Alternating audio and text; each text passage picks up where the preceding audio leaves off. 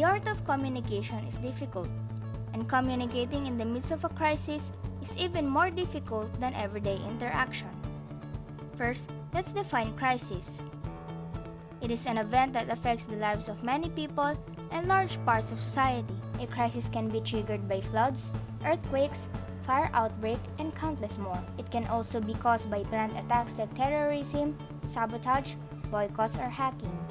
A crisis is typically fast-paced, involves many actors, and requires decisions made under high stress and uncertainty.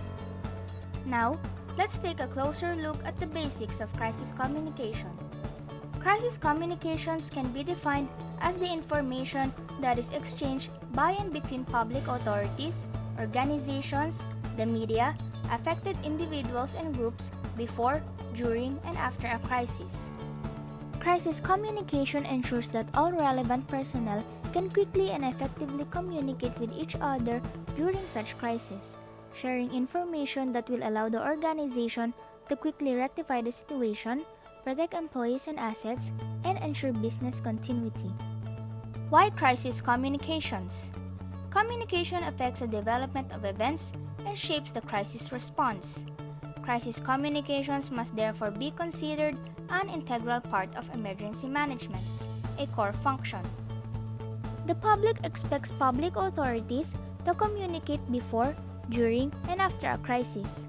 Insufficient communication aggravates crisis and leads to a lack of confidence in public authorities and democratic processes.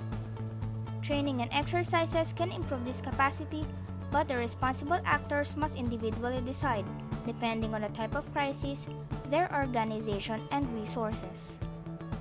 A crisis can create three related threats.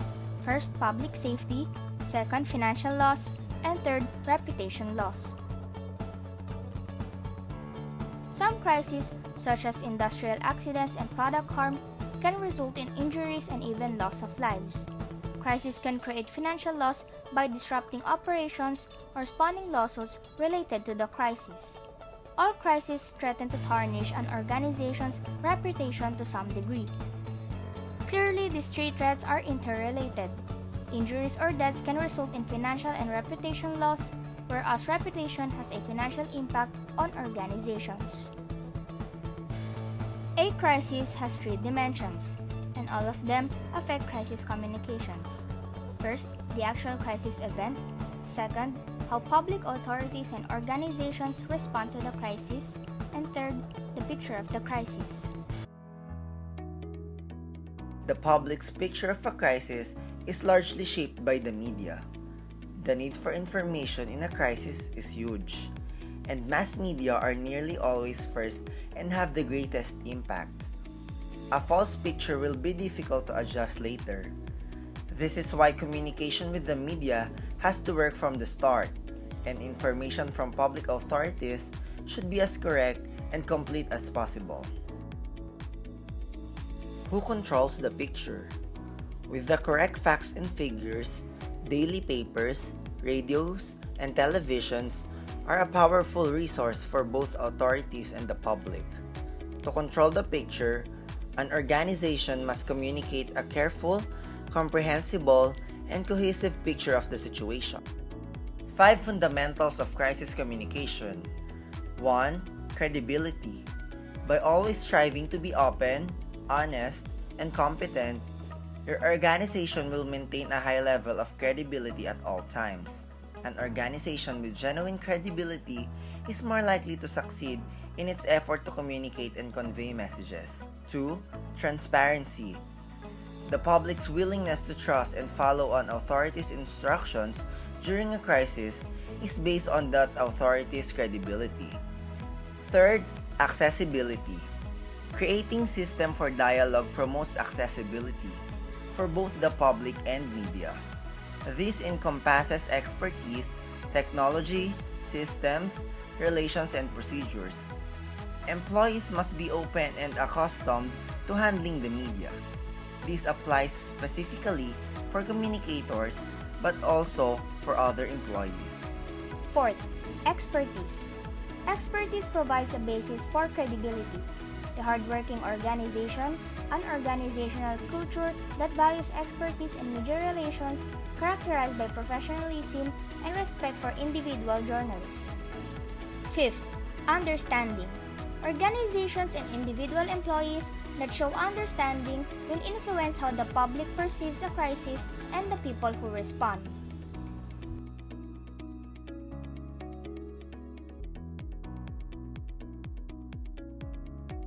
First, anticipate the crisis.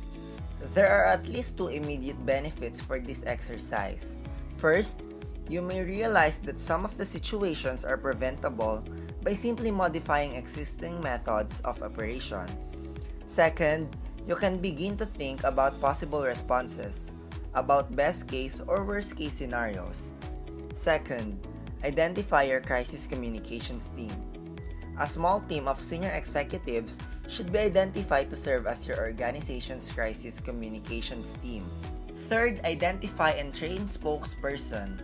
Categorically, any organization should ensure, via appropriate policies and training, that only authorized spokespersons speak for it. All organizational spokespersons during a crisis situation must have the right skills, the right position, and the right training. Fourth, spokesperson training. Spokesperson training teaches you to be prepared to reply in a way that optimizes the reaction of all stakeholders. Fifth, establish notification and monitoring systems. Now that we are more open due to technological advancements such as emails, text messages, video calls, and social media, this may be the best and fastest way to reach some of our stakeholders. Monitoring feedbacks from all stakeholders during a crisis situation allows you to accurately adopt your strategy and tactics. Sixth, identify and know your stakeholders. Consider employees as your most important audience because every employee is a PR representative and crisis manager for your organization, whether you want them to be or not. 7. Develop holding statement. Holding statements can be developed in advance to be used for a wide variety of scenarios to which the organization is perceived to be vulnerable based on the assessment you conducted in step 1 of this process.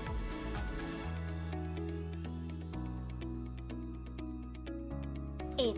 Assess the crisis situation. Reacting without adequate information is a classic shoot first and ask questions afterward situation in which you could be the primary victim. Assessing the crisis situation is therefore the first crisis communication step that shouldn't be taken in advance. 9. Finalize and adapt key messages. With holding statements available as a starting point, the crisis communications team must continue developing the crisis-specific messages required for any given situation. The team already knows categorically what type of information stakeholders are looking for. Finally, for the last step, post-crisis analysis. Ask the question, what did we learn from this?